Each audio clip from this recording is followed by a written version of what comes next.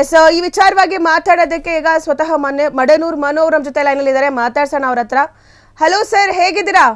ಹಾ ಮೇಡಮ್, ಚೆನ್ನಾಗಿದ್ದೀನಿ. ನೀವು? ನಾನು ಆರಾಮಿದ್ದೀನಿ. ಏನಿದು ಸುದ್ದಿ? ನಿಮ್ಮ ಸಿನಿಮಾ ರಿಲೀಸ್ ಟೈಮಲ್ಲೇ ಈ ರೀತಿಯಾಗಿ ಒಂದು ಕಾಂಟ್ರವರ್ಸಿ ಆಗೋಯ್ತು. ಈಗ ಮತ್ತೆ ಪ್ಯಾಚ್ ಅಪ್ ಕೂಡ ಆಗಿದ್ದೀರಾ. ಒಂದಷ್ಟು ಜನರಿಗೆ ಒಂದಷ್ಟು ಪ್ರಶ್ನೆಗಳಿದೆ. ಯಾಕೆ ಮಡನೂರ್ ಮನೋರ್ ಹಿಂಗ್ ಮಾಡಿದ್ರು? ನಿಮ್ದೇನಾದ್ರು ಪ್ರಮೋಷನ್ ಮಾಡ್ಕೊಳಕ್ ಹೀಗ್ ಮಾಡಿದ್ರಾ, ಅಥವಾ ಏನಾದ್ರೂ ಈಗ ರಾಜ್ಯದ ಜನರನ್ನ ಮಂಗ ಮಾಡಿದ್ರ?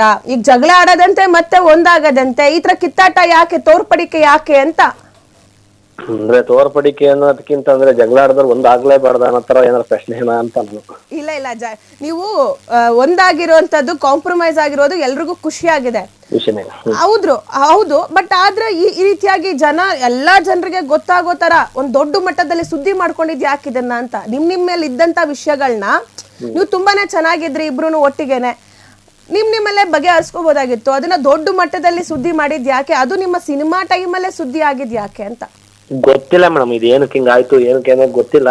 ನಾನು ಒಂದೇ ಅನ್ಕೊಂಡಿರೋದು, ಯಾರ ಮೇಲೂ ನಾನು ಇದ್ ಮಾಡಕ್ ಹೋಗಲ್ಲ. ಒಂದು ನನ್ ಟೈಮ್ ಸರಿ ಇಲ್ಲ, ಹಂಗಾಗಿದೆ ಅಂತಾನೆ ಅನ್ಕೊಂಡಿದೀನಿ ಇವತ್ತು. ನನ್ ಬ್ಯಾಡ್ ಲಕ್ಕಿಗೆ ನಾನು ಏನ್ ಮಾಡಕ್ಕಾಗತ್ತೆ? ಈಗ ಚೆನ್ನಾಗಿರ್ತಾರೆ, ಬೆಳಗ್ಗೆ ಹಿಂಗ ಆಗ್ತಾರೆ, ಮತ್ತೆ ಚೆನ್ನಾಗ್ತಾರೆ. ಅದು ಪಾಪ ಅವ್ರದ್ದು ತಪ್ಪಿರಲ್ಲ, ನಮ್ದು ತಪ್ಪಿರಲ್ಲ. ಏನೋ ಮಧ್ಯ ನಮ್ ಟೈಮ್ ತುಂಬಾ ದೊಡ್ಡದಾಗಿ ಕೆಟ್ಟಿತ್ತು ಅನ್ಸುತ್ತೆ, ಹಂಗಾಗಿದೆ ಅಂತ ನನ್ನ ಇವತ್ತು ಅನ್ಕೊಂಡಿದೀನಿ. ಇನ್ನು ನೀವು ಅದೇ ಸರ್, ನೀವು ಮಾತಾಡಿದಂತ ಕೆಲವೊಂದು ಆಡಿಯೋಗಳು ಎಲ್ಲಾ ಕಡೆ ವೈರಲ್ ಆಗಿದ್ವು. ನೀವು ಕೂಡ ಹೇಳಿದ್ರಿ ಅದು ನಾನಲ್ಲ ಅಂತ ಅನ್ಬಿಟ್ಟು. ಆಮೇಲೆ ಮತ್ತೆ ನೀವು ಬಂದು ಎಲ್ರಿಗೂ ಕ್ಷಮೆ ಕೂಡ ಕೇಳಿದ್ರಿ. ಈ ಆಡಿಯೋ ಬಗ್ಗೆ ಏನ್ ನಿಮ್ಮ ಕನ್ಕ್ಲೂಷನ್ ಏನ್ ಸರ್ ಇವಾಗ? ಈ ಆಡಿಯೋ ಬಗ್ಗೆ ಪ್ರತಿಯೊಂದು ಎಲ್ಲಾ ಕಡೆ ಕ್ಲಾರಿಟಿ ಕೊಟ್ಟಿದ್ದೀನಿ. ನಾನು ಕ್ಷಮೆ ಕೇಳಿದೆ. ಕ್ಷಮೆ ಕೇಳಿದಾಗ ಎಲ್ಲರೂ ಕೂಡ ಏನ್ ನನ್ನ ಇಂಡಸ್ಟ್ರಿ ಬಿಟ್ಟು ಹೋಗು, ನೀನ್ ತಪ್ಪು ಮಾಡಿದ್ಯಾ ಹಂಗೆ ಅಂತ ಯಾರು ಕೂಡ ಕೆಟ್ಟದಾಗ ಬೈಲು ಇಲ್ಲ, ಏನೂ ಇಲ್ಲ.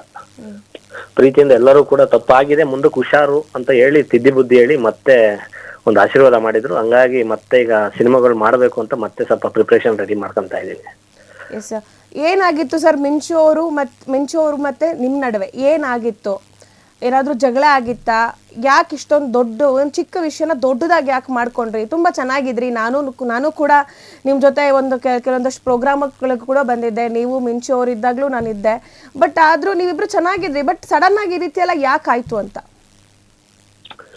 ಮೇಡಮ್ ಅಂದ್ರೆ ಇಬ್ರು ಚೆನ್ನಾಗೇ ಇದ್ದು, ನಾವು ಆಲ್ಮೋಸ್ಟ್ ಒಂದ್ 3-4 ವರ್ಷದಿಂದ ಚೆನ್ನಾಗೇ ಇದ್ದು, ಒಳ್ಳೊಳ್ಳೆ ಶೋಗಳು ಮಾಡಿದೀವಿ, ಚೆನ್ನಾಗಿ.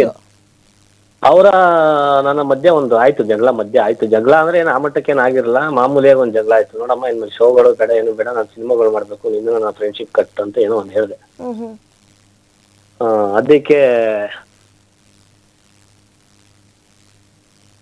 ಹಾ ಸರ್, ಹಲೋ ಬಂದೆ ಹಲೋ ಹಾ ಹಾ ಹೇಳಿ. ಅದು ಏನೋ ಆಯ್ತು ಬಿಡಿ ಮೇಡಮ್, ಅದು ಟೈಮ್ ಕೆಟ್ಟಿತ್ತು, ಹಿಂಗ ಆಗಿತ್ತು ಅಂತ ಅನ್ಕೊಂಡಿದ್ದೆ ಸುಮ್ಮನೆ. ಯಾಕಂದ್ರೆ ಪ್ರತಿಯೊಂದು ಹೇಳ್ಕೊಂಡ್ ಕುತ್ಕೊಳಕ್ ಈಗ ಇಲ್ಲ, ನೀವು ಹೇಳ್ಬೇಕಲ್ವಾ? ಇವಾಗ ನೀವ್ ಹೇಳಿದಿರ ವಿಡಿಯೋದಲ್ಲಿ ನಮ್ಮಿಬ್ರು ಮಂದಿ ತಂದಿಕ್ ತಮಾಷೆ ನೋಡಿದ್ರು ಅಂತ. ಯಾರು ತಂದಿಕ್ಕಿದ್ದು ಅಂತ? ತಂದೆ. ಅದಕ್ಕೆ ಮತ್ತೀಗ ಏನಾಗತ್ತೆ ಗೊತ್ತಾ, ಮತ್ತೆ ಅವ್ರ ಹೆಸರುಗಳು ಹೇಳ್ತಾ ಹೋಗೋದು, ಮತ್ತೆ ಅವರು ಮತ್ತೆ ರಿವೆಂಜಿಗೆ ಸ್ಟಾರ್ಟ್ ಮಾಡೋದು, ಮತ್ತೆ ನಾವು ಜೀವನ ಪೂರ್ತಿ ಏನು ಕೆಲಸ ಮಾಡಕ್ ಆಗಲ್ಲ. ಅಲ್ಲ, ನೀವು ಅವ್ರು ರಿವೆಂಜ್ ಇಟ್ಕೋತಾರ ನಿಮ್ ಮೇಲೆ ಅಂತ ಅಂದ್ಬಿಟ್ರೆ, ಇವಾಗ ನಿಮ್ಮ ದೊಡ್ಡ ಮಟ್ಟದಲ್ಲಿ ಒಂದು ಸಿನಿಮಾ ರಿಲೀಸ್ ಆಗ್ಬೇಕಾಗಿತ್ತು, ನಿಮ್ದು ಫಸ್ಟ್ ಫಿಲ್ಮ್. ಆ ಫಿಲಿಂ ಪ್ರಮೋಷನ್ಗೆ ಒಂದು ಅಡಚಣೆ ಮಾಡ್ಬಿಟ್ರಲ್ಲ, ಆ ಫಿಲಿಂ ಸಕ್ಸಸ್ಗೆ ಒಂದು ಅಡಚಣೆ ಮಾಡ್ಬಿಟ್ರಲ್ಲ. ಸಿನಿಮಾ ಅಂತೂ ಸೂಪರ್ ಆಗಿದೆ, ನಾನು ಕೂಡ ನೋಡಿದೀನಿ ಸಿನಿಮಾ, ಸಖತ್ತಾಗಿದೆ ಸಿನಿಮಾ. ಒಂದು ಸಮಾಜಕ್ಕೆ ಒಂದು ಒಳ್ಳೆ ಮೆಸೇಜ್ ಕೊಡುವಂತ ಸಿನಿಮಾ. ಇಂಥ ಸಿನಿಮಾ ರಿಲೀಸ್ ಟೈಮಲ್ಲೇ ನಿಮ್ಮ ಮೇಲೆ ಟಾರ್ಗೆಟ್ ಅನ್ನ ಇಟ್ಟು ಈ ರೀತಿ ಮಾಡಿದ್ರಲ್ಲ ಅಂತ. ಯಾಕೆ ನೀವು ಬೆಳೆಯೋದು ಅವ್ರಿಗೆ ಇಷ್ಟ ಇಲ್ವಾ ಅಂತ? ನಾನು ಅವತ್ತು ಎಲ್ಲಾ ಇಂಟರ್ವ್ಯೂ ಹೇಳಿದ್ದೀನಿ, ಮಿಂಚುದು ಯಾವ್ದೇ ಕಾರಣಕ್ಕೂ ಅವಳು ಸ್ವಂತ ಬುದ್ಧಿಯಿಂದ ಇದು ಮಾಡಿರಕ್ ಚಾನ್ಸೇ ಇಲ್ಲ ಅಂತ. ಯಾಕೆಂದ್ರೆ ಅವಳ ಬಗ್ಗೆ ನನಗೆ ಗೊತ್ತು. ಯಾಕೆಂದ್ರೆ ಅವಳೇ ಸ್ಟಾರ್ಟಿಂಗು ಸಿನಿಮಾ ಒಂದು ಯಾವಾಗ ಇದ್ರಲ್ಲಿ ಒಂದು 4-5 ವರ್ಷದ ಮುಂಚೆ ಜಿ ಕುಟುಂಬ ಅವಾರ್ಡ್ಸ್ ಅಲ್ಲಿ ಎಲ್ಲಾ ಹೀರೋಗಳು ಬಂದಾಗ ಅವನು ಈ ತರ ಬರಬೇಕು, ಈ ತರ ಆಗ್ಬೇಕು ಅಂತ ಅಂದವಳು. ಸುಮಾರು ನಮ್ಮ ಸಿನಿಮಾಕ್ಕೂ ಸುಮಾರು ನನಗೆಲ್ಲ ಪ್ರಮೋಷನ್ ವಿಚಾರದಲ್ಲಿ ಎಲ್ಲ ಕೆಲವು ಹೆಲ್ಪ್ ಮಾಡಿದ್ದಾಳೆ. ಈ ತರ ಮಾಡಿದಾಳೆ. ಅವಳ ನನ್ನ ಮಧ್ಯೆ ಒಂದು ಜಗಳ ಆದಾಗ ಅದನ್ನ ಕೆಲವರಿಗೆ ಹೇಳಿದ್ದಾಳೆ. ಅವಾಗ ಅವರಿಗೂ ಒಂದು ಸಿನಿಮಾ ಟಾರ್ಗೆಟ್ ಇತ್ತು, ಇವಳು ನನಗೇನೋ ಒಂದು ನ್ಯಾಯ ಸಿಗುತ್ತೆ, ಅವನು ನನ್ನ ಮಧ್ಯೆ ಒಂದ್ ಮಾಡ್ತಾರೆ ಅಂತ ಅವಳು ಅನ್ಕೊಂಡ್ಲು. ಮಧ್ಯ ನಮ್ಮ ಟೈಮು ಕೆಟ್ಟಿತ್ತು, ಹಂಗ ಆಯ್ತು ಅಂತ ಇವತ್ತು ಅನ್ಕೊಂಡಿದ್ದೀನಿ, ಬೇರೆ ಏನಿಲ್ಲ. ಈಗ ನಾನು ಯಾರು ಏನ್ ಕತೆ ಅಂತ ಎಲ್ಲಾರದು ಹೆಸರು ಹೇಳಕ್ ಹೋಗ್ಬಿಟ್ರೆ ಅದು ಸುಮ್ಮನೆ ಸಮಸ್ಯೆಗಳು ಏನಿಲ್ಲ, ಎದುರಿಸೋಣ. ಬಟ್ ನಮಗೆ ಟೈಮ್ ಇಲ್ಲ, ಅವರೆಲ್ಲ ಫ್ರೀ ಇದಾರೆ, ಓಕೆ. ಬಟ್ ನಮಗೆ ಇನ್ ಫ್ಯೂಚರ್ ಈಗ ಬಿದ್ದೋಗಿರೋದು ಸ್ವಲ್ಪ ಮತ್ತೆ ಎದಳಕ್ ರೆಡಿ ಆಗ್ಬೇಕಲ್ಲ ನಾವು. ಮತ್ತೆ ಈಗ ಮತ್ತೆ ಇನ್ನ ನಾವು ಗಲೀಜ್ ಕ್ಲೀನ್ ಮಾಡ್ಕೊಂಡು ಹೋಗೋದ್ ಬದಲು ಮತ್ತೆ ಕಲ್ಲು ಹಾಕೊಂಡ್ ಮತ್ತೆ ಜಾಸ್ತಿ ಮಾಡ್ಕೊಂಡೇ ಹೋಗ್ಬೇಕಾಗುತ್ತೆ. ಹೌದು. ಇನ್ನು ಈ ವಿಚಾರವಾಗಿ ನಿಮ್ಮ ವೈಫ್ ಅವ್ರು ಕೂಡ ತುಂಬಾ ಓಡಾಡಿದ್ರು.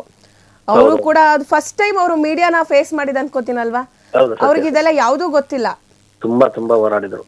ಅವ್ರ ಬಗ್ಗೆ ಏನ್ ಹೇಳ್ತೀರಾ ಸರ್? ಅವರು ನಿಮ್ಗೆ ಸಪೋರ್ಟಿವ್ ಆಗಿ ನಿಮ್ಮ ಬೆನ್ನೆಲುಬಾಗಿ ನಿಂತ್ಕೊಂಡ್ರು ನೀವು ಜೈಲಲ್ಲಿ ಇರ್ಬೇಕಾದ್ರೆ. ಇಲ್ಲ ಇದ್ರು ನಿಮ್ ಪರವಾಗಿ ಓಡಾಡ್ತಿದ್ರು ಅವರು. ಹೌದೌದು, ತುಂಬಾ ಹೋರಾಡಿದ್ರು ಅವರು, ನಮ್ಮ ವೈಫು, ಆಮೇಲೆ ನಮ್ಮ ಸ್ನೇಹಿತರು, ಸುಮಾರು ಜನ ಓಡಾಡಿದ್ರು, ನಮ್ಮ ಫ್ಯಾಮಿಲಿ ಎಲ್ಲ.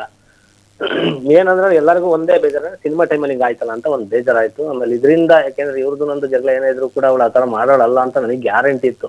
ಬಟ್ ಅದ್ ಯಾಕೆ ಹಿಂಗಾಯ್ತು, ಏನ್ ಕತೆ ಅನ್ನೋದು ಇವತ್ತು ನಾನು ಅವಳನ್ನ ದ್ವೇಷಿಸಲ್ಲ. ಯಾಕೆ ನಾನು ಕೆಲವನ್ನ ನಂಬ್ತೀನಿ, ಟೈಮ್ ಅನ್ನೋದನ್ನ ತುಂಬಾ ನಂಬ್ತೀನಿ. ಒಂದೊಂದ್ಸತಿ ಟೈಮ್ ಕೆಟ್ಟಾಗ ಏನ್ ಬೇಕಾದ್ರೂ ಆಗ್ಬಹುದು ಅನ್ನೋದೊಂದು ಗ್ಯಾರಂಟಿ ನನಗಿದೆ. ಹಂಗಾಗಿ ನಾನು ಅವ್ರು ಬರೀ ನೆಪ ಅಷ್ಟೇ, ನನ್ನ ಹಣೆ ಬರ ಚೆನ್ನಾಗಿಲ್ಲ, ಅವ್ರು ಏನ್ ಮಾಡಕ್ಕಾಗತ್ತಪ್ಪ ಅಂತ ನಾನು ಅಷ್ಟೇ ಅನ್ಕೊಂಡಿದ್ದೀನಿ. ಕ್ಷಣ ಕ್ಷಣದ ಸುದ್ದಿಗಳಿಗಾಗಿ ಫ್ರೀಡಂ ಟಿವಿ ಸಬ್ಸ್ಕ್ರೈಬ್ ಮಾಡಿ, ಲೈಕ್ ಮಾಡಿ ಹಾಗೂ ಫಾಲೋ ಮಾಡಿ. ಹೊಸ ಸುದ್ದಿಗಳ ನೋಟಿಫಿಕೇಶನ್ಗಾಗಿ ಬೆಲ್ ಐಕಾನ್ ಮೇಲೆ ಕ್ಲಿಕ್ ಮಾಡಿ.